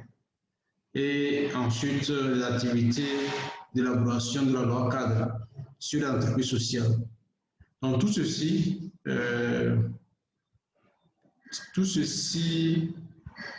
nous paraît être assez stratégique et il est pour nous, ou il était pour nous très important de sensibiliser les institutions par rapport à la thématique. Donc, c'est la raison pour laquelle nous avons décidé d'organiser une série de webinaires, surtout avec également l'engagement de la ministre du Développement à la base, Mme Victor Domega Tobé, qui a insisté là-dessus. Parce que, bon, pour elle également, s'il faut que la thématique ait plus de résonance, il faudrait que chaque institution se l'approprie. Donc, se l'approprier, c'est que chacun doit comprendre profondément la thématique et faire partie de l'aventure. Donc, c'est la raison pour laquelle ces deux webinaires sont organisés. Donc, c'est en tout 5 webinaires et aujourd'hui, nous sommes au 4e webinaire. Le dernier aura lieu le samedi 29 de 15h à 17h pour faire un peu le point. Et ensuite, les jours à venir, nous allons organiser des webinaires maintenant pour les jeunes. Parce que à l'issue de la conférence internationale sur l'entreprise sociale, nous avons enregistré 6000 jeunes dans notre base. Au niveau du centre de ressources d'entrepreneuriat social. 6000 jeunes qui attendent impatiemment dans les différents groupes WhatsApp qui ont été créés pour mieux cerner la thématique et voir dans quelle mesure eux aussi peuvent s'approprier le plan d'action et commencer par s'organiser sous forme d'entreprise. Donc, ça, c'est également pour amener tout le monde à faire partie de l'aventure. Donc, madame, c'est un peu la raison pour laquelle nous avons initié ces séries de webinaires. Si il y aura des compléments de... Oui. Elle a demandé si les jeunes peuvent commencer quelque chose. Dans le cadre de notre plan d'action, on doit faire le plan d'action. On doit le faire via un canal bien précis. Et c'est ce que M. Kola vient de dire. Ce que M. Kola vient de dire, voilà, par le canal du CRS, nous allons organiser 12 activités à l'endroit de ces entreprises. Comme il a précisé tout à l'heure, ça, on est en train de faire ce webinaire, c'est à l'endroit des acteurs publics, des bailleurs et des partenaires, et pour pouvoir échanger sur et comprendre mieux la notion, pour que la notion ne soit pas étrangère à chacun de nous. Donc, pour éviter de mélanger les acteurs, puisqu'il faut gérer les acteurs de façon différente et adapter les éléments de communication par rapport aux acteurs. Après cela, on va travailler avec les entreprises aussi. Donc, déjà, c'est la sensibilisation, c'est le plan d'action qui est commencé comme ça. Et après, dans toutes nos activités, on a toujours aussi associé les entreprises sociales parce que dans mes travaux, j'ai toujours fait des collectes de données auprès d'elles. Elles ont eu des infos sur telle ou telle activité. Et maintenant, faire une activité, commencer quelque chose, oui, avec le CRS, lorsqu'on va commencer, en tout cas, on va entamer d'autres activités, elles seront toujours associées. Et dans le cadre de notre projet, une fois que la date précise ou la période sera bien précisée, de toute façon, c'est un projet pour ces entreprises. Elles seront associées et on pourra faire quelque chose avec elles. Bon, je ne sais pas si ma réponse répond aux questions de madame. Oui, merci. Et les ONG, la société civile qui accompagnent peut-être certains jeunes qui initient de petites entreprises. Est-ce qu'elles doivent rentrer dans la danse, elles doivent attendre ou quoi? Bon, ça c'est sur la base de nos travaux de structuration. Nous allons on fera un travail d'enregistrement des entreprises, c'est vrai, mais en réalité, c'est un projet qui est destiné aux entreprises sociales, inclusives et aux incubateurs. Si UNG joue le rôle d'incubateur, on pourra évaluer pour voir si cette activité d'incubation répond à son objectif social, est réel et que cette ONG joue de façon équivalente à un rôle d'incubateur. En ce moment, il pourrait être... Maintenant, si une ONG accompagne les jeunes et que ces jeunes sont des entreprises sociales, on pourra voir dans quelle mesure les associer. Ça, c'est des éléments connexes. Ça sera décidé au moment où nous allons mettre en œuvre nos activités. Mais a priori, c'est un projet qui est destiné aux entreprises sociales en bonne forme et aux incubateurs. Merci beaucoup, c'est clair. OK. Donc, je vais peut-être rapidement dire que nous allons continuer à partager avec vous les informations pour les prochaines étapes. Donc, à chaque étape, c'est inclusif. À chaque étape, des différents acteurs seront associés pour qu'ils puissent apporter leurs contributions. Mais il faut savoir que nous sommes en train d'élaborer des actions assez concrètes à mettre en œuvre sur le terrain à partir de l'année prochaine, janvier 2021. Donc, c'est un peu ça. S'il y a encore une question par rapport à la thématique, là, je vais regarder un peu dans le chat. Il y a des questions là-bas, monsieur Nestor. Okay. Voilà, la documentation vous sera transmise. Ah oui, la documentation vous sera transmise. On mettra à votre disposition le plan d'action pays, non, sans problème. Également la cartographie à votre disposition également, pour que vous puissiez prendre contact avec le contenu de tout ce que Nestor est en train de nous exposer par rapport au Togo. Quels sont les autres pays pilotes à part le Togo? Là, je donne la question à M. Nestor. Ah, quels sont les autres pays? Quoi? Pilotes. Les autres pays pilotes à part le Togo. C'est-à-dire les autres pays qui sont également engagés à faire la promotion de la thématique. Ah oui. Bon, nous avons la Côte d'Ivoire, le Sénégal, le Mali. Bon, il y a des problèmes là-bas. Le Burkina Faso. Nous avons le Togo. Nous avons le Ghana. Nous avons le Maroc. Nous avons l'Algérie. Nous avons le Kenya. Nous avons le Rwanda. Nous avons l'Ouganda. Nous avons la Tanzanie. Nous avons l'Afrique du Sud. Nous avons le Cameroun. Voilà, nous avons le Nigeria aussi. Ouais, donc, ce sont ces pays sur le continent qui sont très focus sur le sujet. Merci beaucoup. Il y a encore des questions. Monsieur Kiliou, il nous a écrit finalement. Il dit, pour la transition de l'économie informelle vers l'économie formelle, la CNSS a initié le projet de sécurité sociale pour les acteurs de l'économie avec des règles de gestion très souples. Ceci est un exemple de moyen pour amener progressivement les acteurs à se formaliser. Je voulais juste parler de cette initiative en plus de ce que la dossier initie. Ok, d'accord. Merci beaucoup, M. Kiliou, pour votre contribution par rapport aux actions menées par la CNSS pour pouvoir inciter les acteurs à sortir de l'informel. Je continue. Je suis Sodina Leza, de la primature. Merci.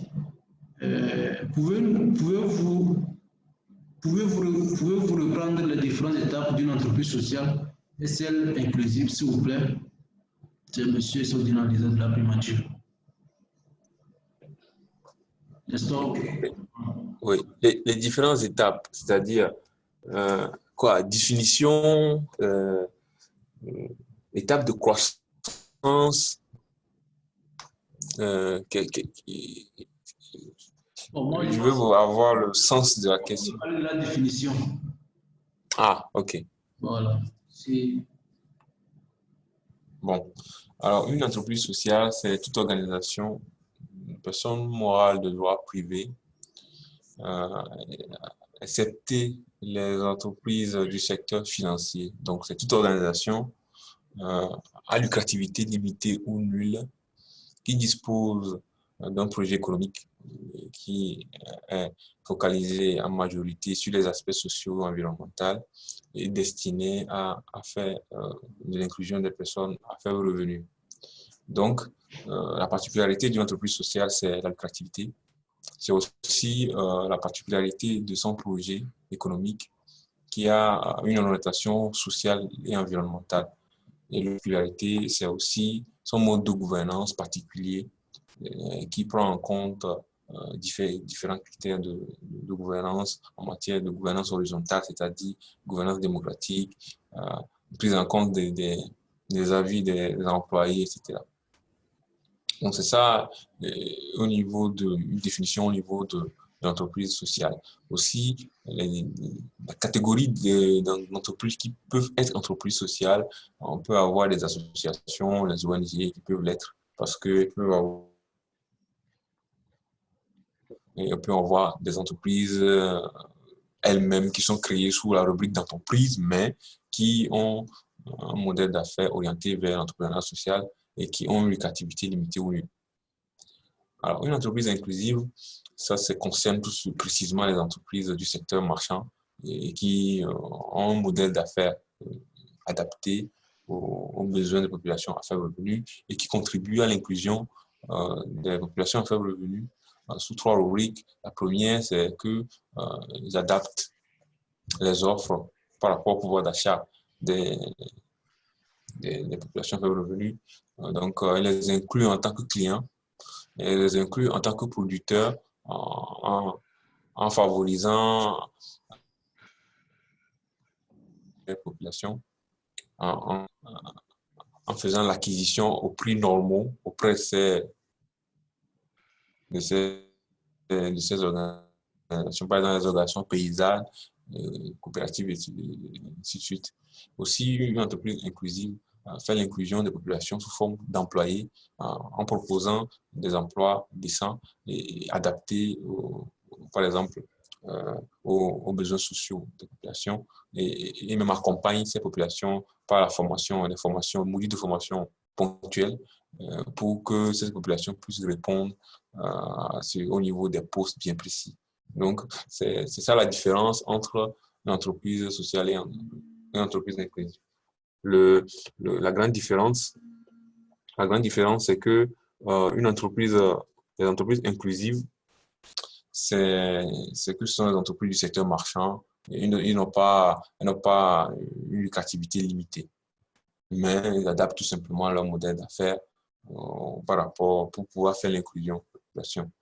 Et aussi par rapport à la taille des entreprises qui sont à la fois entreprises sociales, entreprises inclusives. La catégorie, c'est qu'on peut facilement trouver des grandes entreprises au niveau des entreprises inclusives et qu'au niveau des entreprises sociales, souvent, si on fait les statistiques, il n'y a pas, des fois, il y a des grandes entreprises, mais il n'y a pas beaucoup. Et il y a plus de PME, plus de TPE, plus de start-up. Je ne sais pas si j'ai répondu à la question de monsieur du Primature.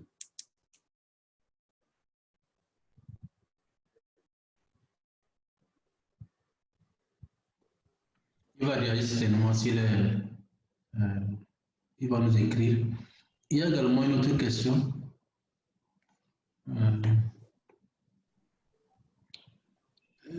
Toujours, s'il vous plaît, pouvez-vous nous recadrer par rapport à la question générale et spécifique de ce webinaire?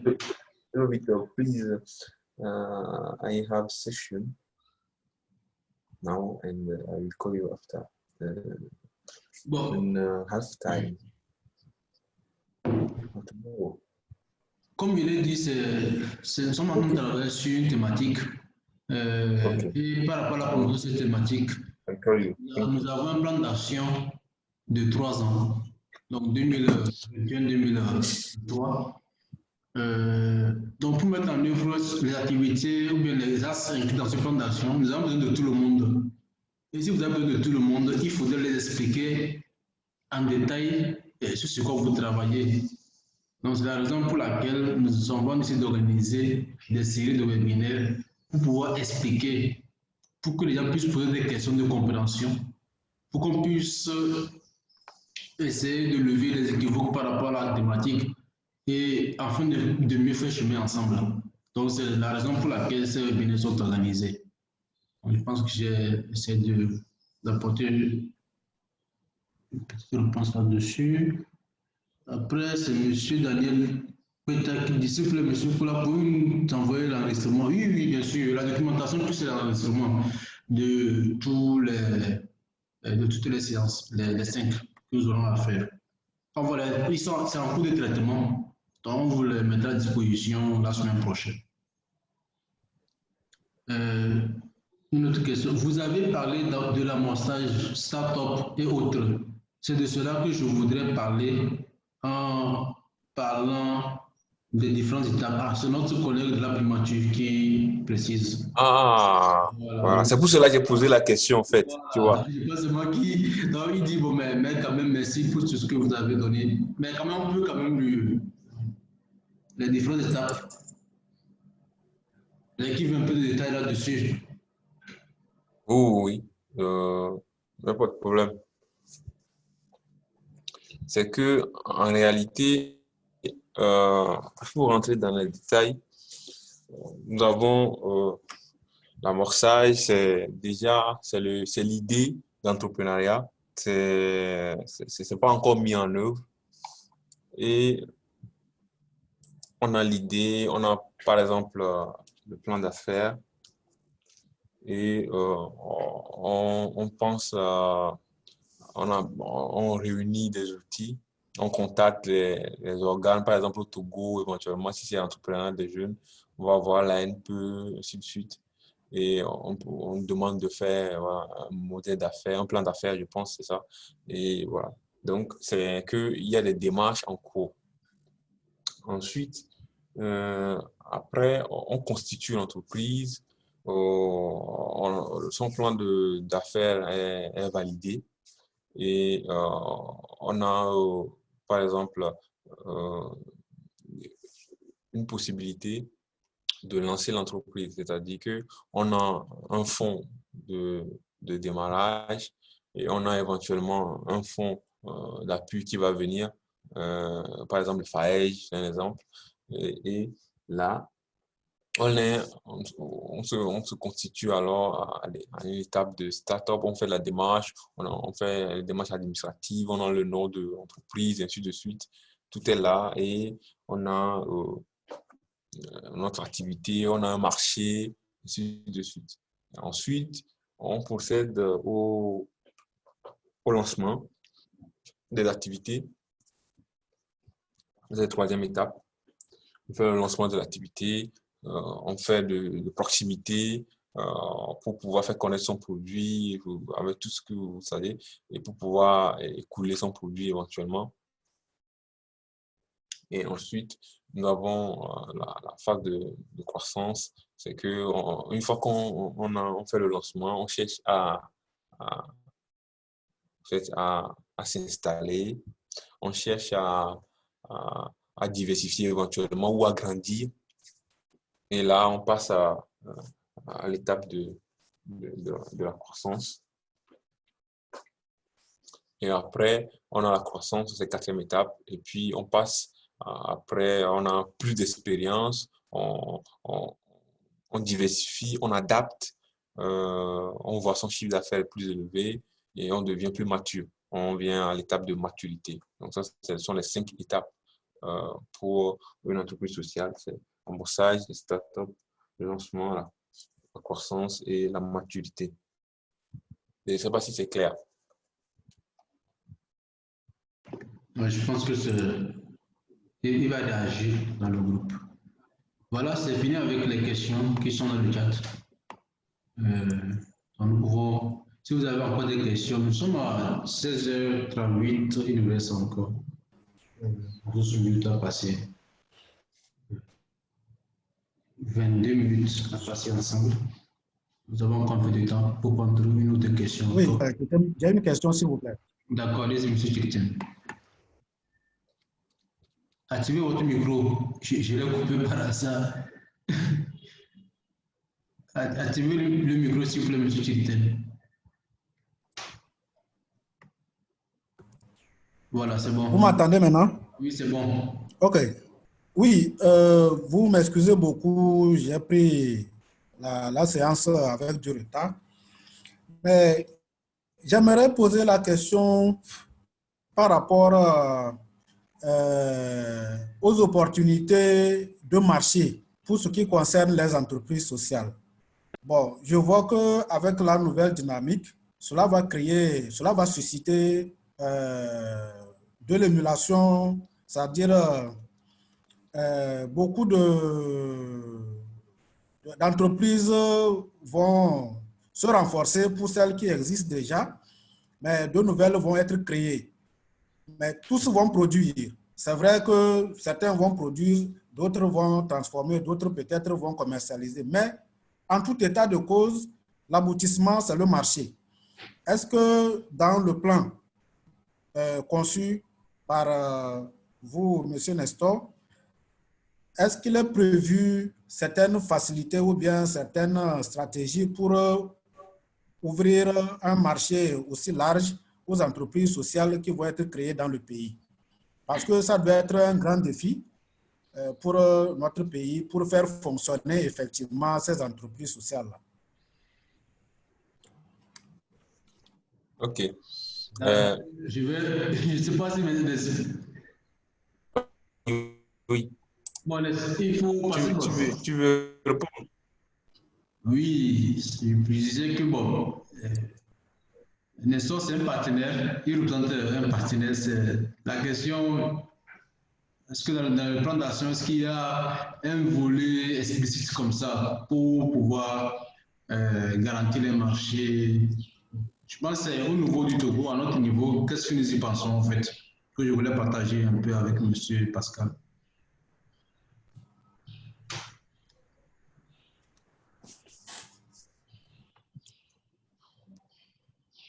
Donc, allô Nestor. Oui. Voilà, donc, est-ce que tu m'as reçu?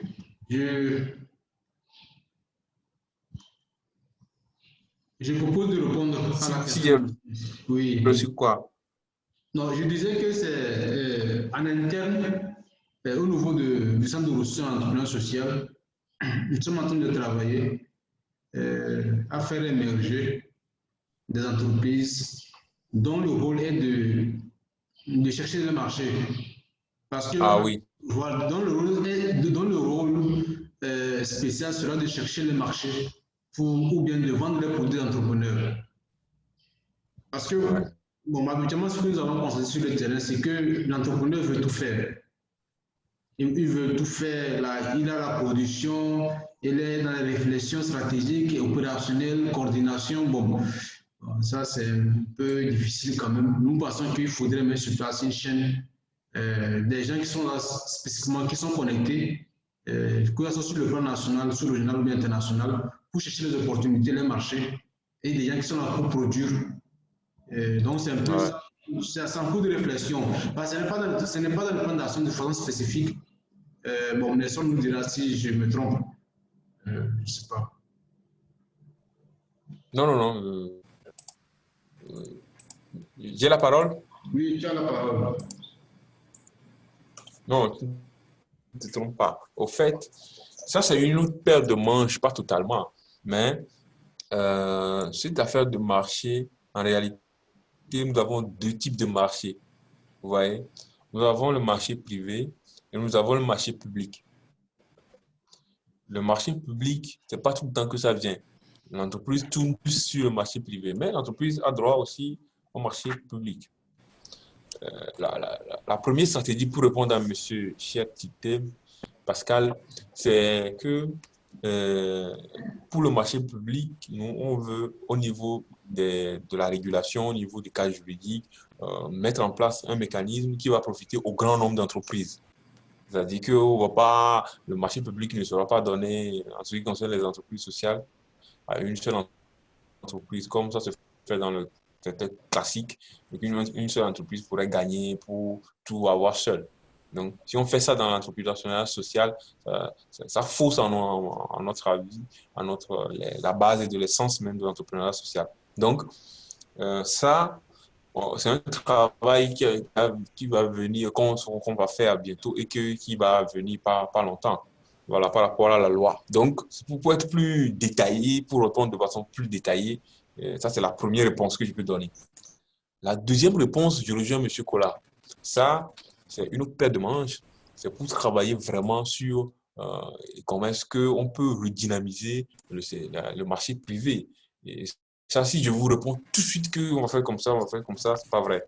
Ça, c'est vraiment une autre organisation qu'il faut vraiment voir. Soit, voilà, on fait un travail là-dessus, on propose un mécanisme clair, et voilà quoi. Donc, ça, sur cette question de marché, le marché privé, c'est un peu flou pour le moment, pour être honnête.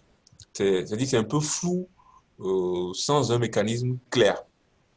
Donc, comme M. Kola l'a dit, si on a un travail là-dessus, ça, il faut vraiment voir comment est-ce qu'on peut avoir un mécanisme clair sur le marché privé.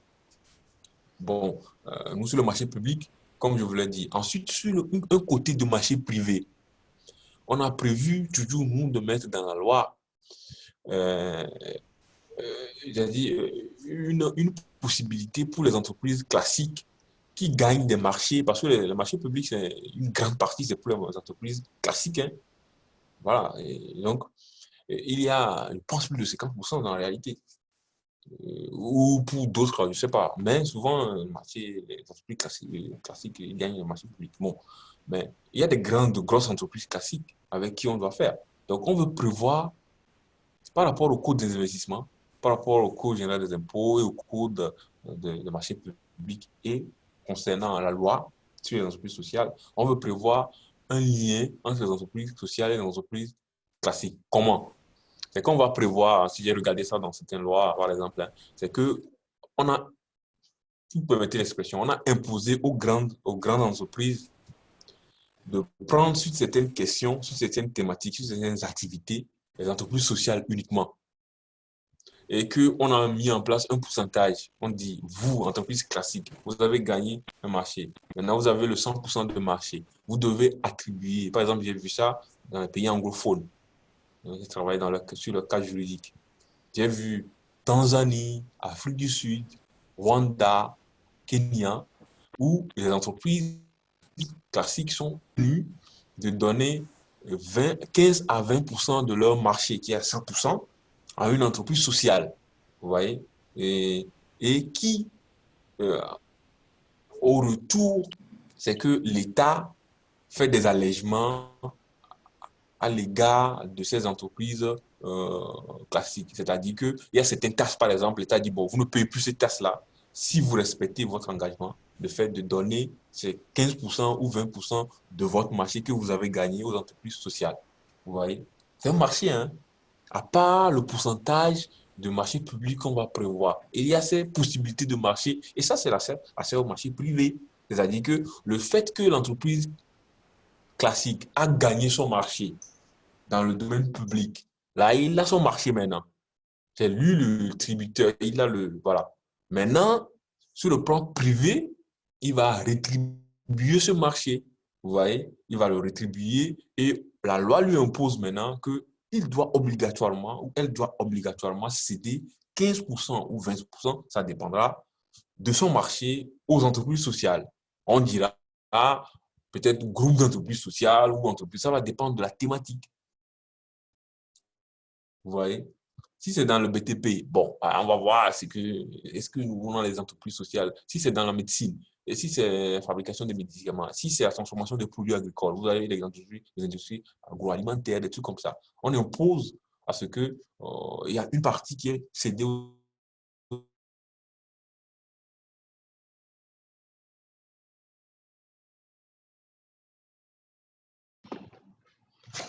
mais le contrat que lui n'a pas, ça devient dans le secteur privé au fait. Parce que lui, il ne va pas faire encore un autre appel. Non, non, il va choisir. Il va venir par exemple auprès du CRS qui a le tableau. C'est comme l'ordre des avocats, hein, comme je suis juriste. C'est qu'on a le tableau des avocats, on voit, voilà. On a le tableau, on connaît le groupement d'entreprises, on connaît les entreprises les plus fiables éventuellement. Il dira, bon, moi, je veux céder à 15% de mon marché à tel groupe d'entreprises.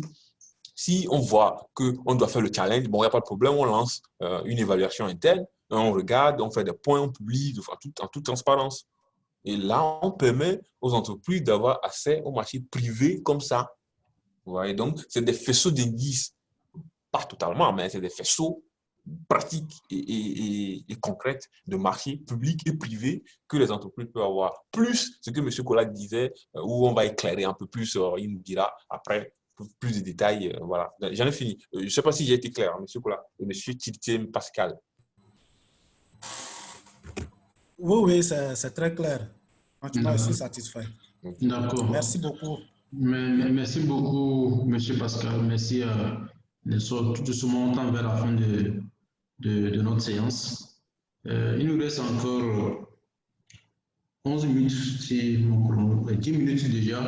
Et je souhaiterais qu'on se présente comme d'habitude.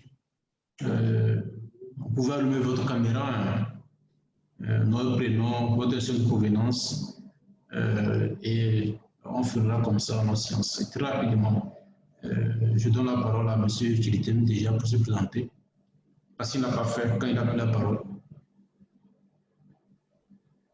M. Pascal, si vous êtes avec nous, il n'est pas là. Je vois Kokoué, madame. Oui, bonsoir. Bonsoir tout le monde. Bonsoir. Bonsoir, M. Collat. Bonsoir, madame. Merci à M. Nestor pour sa présentation. Merci. Voilà, je suis Kokoué Amenia, directrice de la société Éternelle Fleur d'Ange. Okay. Merci. Merci beaucoup, madame.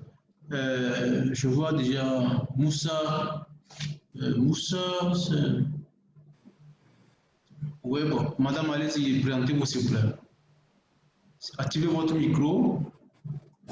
Ah, c'est coupé.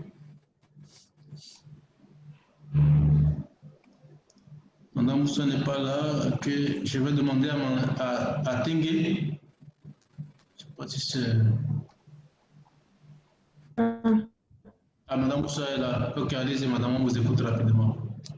Votre nom, prénom et votre instant de Bonsoir. Bonsoir, madame. Bonsoir, monsieur. Bonsoir. Bonsoir, monsieur. Merci Bonsoir. pour vos présentations qui nous ont beaucoup édifiés. Je suis madame Moussa Rahamatou, ministère de la Ville, de l'Urbanisme et de la Salubrité publique. Okay. Ah, d'accord. Enchantée, madame. Merci pour la participation du ministère. Madame Tingue, si elle est là, peut se présenter rapidement. Il nous reste encore 8 minutes, très rapidement, parce que... Oui, bonsoir tout le monde. Bonsoir. Merci pour le thématique. Moi, c'est madame Tingue Amavi Akpedje, directrice nationale de la Maison des coopératives du Togo, secrétaire administratif de APES et de OAS. Merci, bonne soirée à vous. Merci, madame. Monsieur Koué. Monsieur Koué n'est pas là. Activez votre micro parce que tout est coupé là. Donc, Monsieur Koué n'est pas là. Madame ici peut se présenter.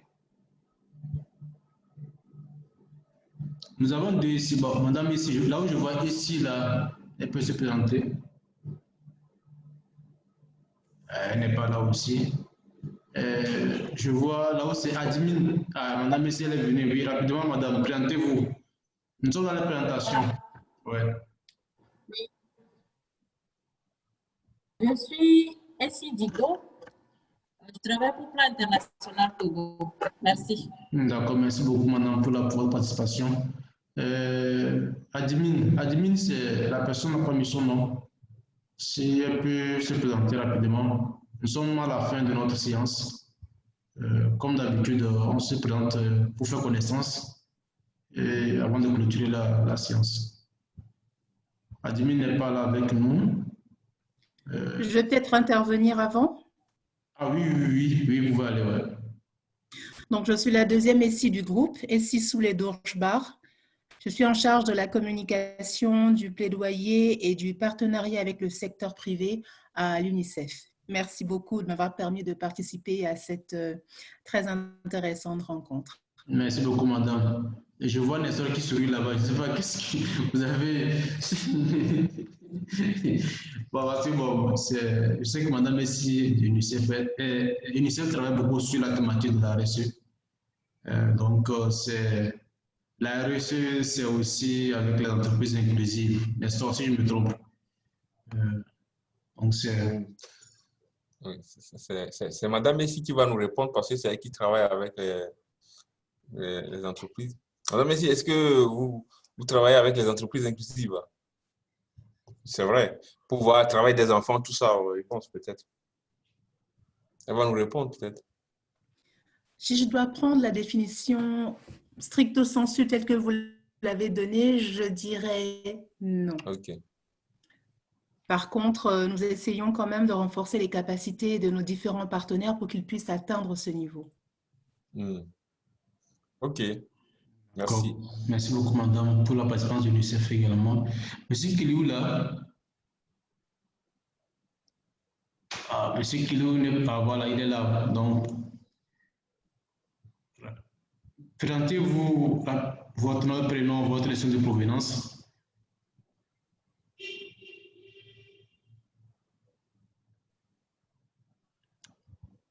Il n'y a pas de micro. Son micro ne marche pas.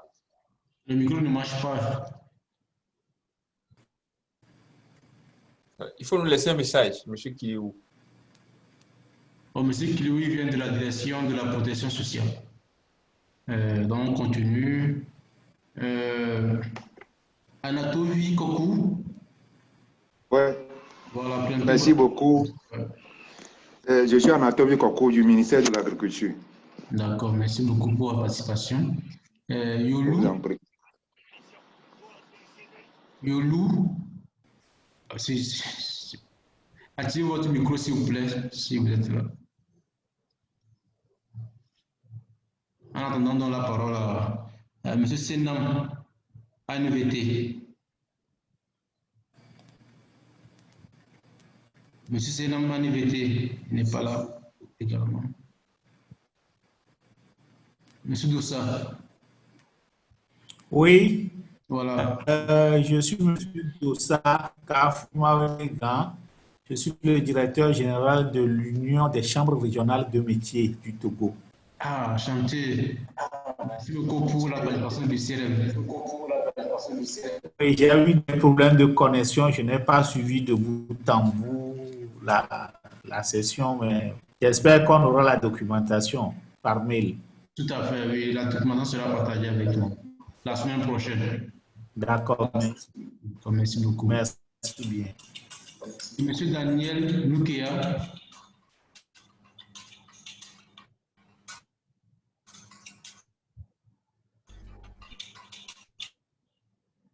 Ah oui, vous pouvez aller, monsieur Pétain. Monsieur Pétain, Pétain n'est pas avec nous. Oui, je suis avec vous. Je suis monsieur Pétain Noukea de l'Assemblée nationale. D'accord, enchanté. Merci beaucoup, monsieur Pétain. Et la dernière personne, c'est qui n'a pas encore. Monsieur Yolou. Voilà, monsieur Yolou. Monsieur Yolou. Oui, monsieur Yolou.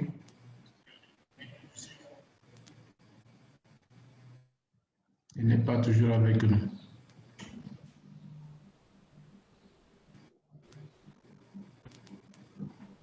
Moi, je vois Stan Lanson là-bas. S'il peut se présenter. Allô, vous m'entendez? Ah oui, mais on vous attend, monsieur Yolou. Ok, donc je disais que je remercie tout le monde. Et je n'ai pas pu suivre la formation en tant que telle. D'abord, même, je me suis connecté avec 30 minutes de retard. Ouais. Et bon, entre-temps aussi,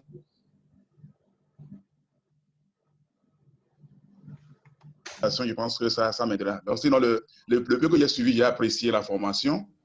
Et vraiment, je vous remercie pour cette opportunité. Donc, nous attendons la documentation. D'accord, merci beaucoup. La documentation elle sera à votre disposition là, à partir de la semaine prochaine. Les vidéos et puis les différents documents laissés par le monsieur Nestor. Ok, merci beaucoup. D'accord.